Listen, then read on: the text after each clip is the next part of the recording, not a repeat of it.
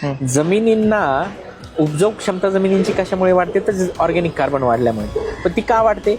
जर organic carbon 1% गेला तर विम्लयुक्त जी जमीन आहे तिचा जो सामू आहे हा उदासीन होण्याकडे जातो. म्हणजे किमान 7.5, 7.2, 7.3 आणि सामू जेवढा उदासीन होत जातो तेवढं अन्नद्रव्य धरून ठेवण्याची क्षमता जमिनीची वाढते.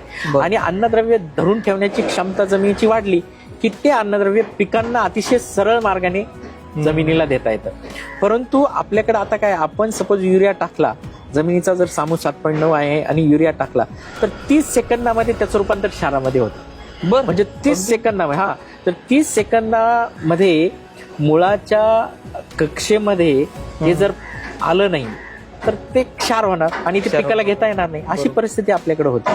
म्हणून अन्नद्रव्य धरून ठेवण्याची क्षमता, ज्याला कॅटायन एक्सचेंज कॅपॅसिटी म्हणतो, ती जर आपल्याला वाढवायची असेल तर ऑर्गॅनिक कार्बन आपल्याला वाढवावं लागेल.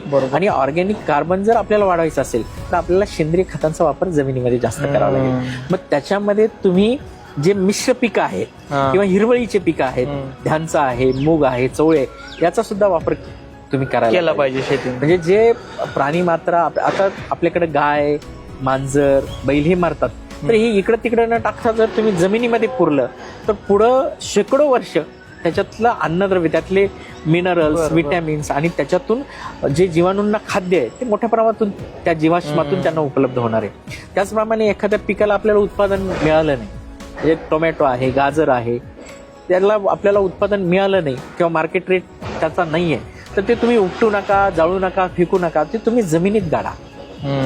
त्याच्यातून मिळणारं जे अन्नद्रव्य आहे, हे 16 प्रकारचं अन्नद्रव्य त्या पिकामध्ये असतं आणि ते 16 प्रकारचं अन्नद्रव्य रिस्टोर होतं आणि त्याच्यातून ऑर्गॅनिक कार्बनची निर्मिती सुद्धा मोठ्या प्रमाणात होती.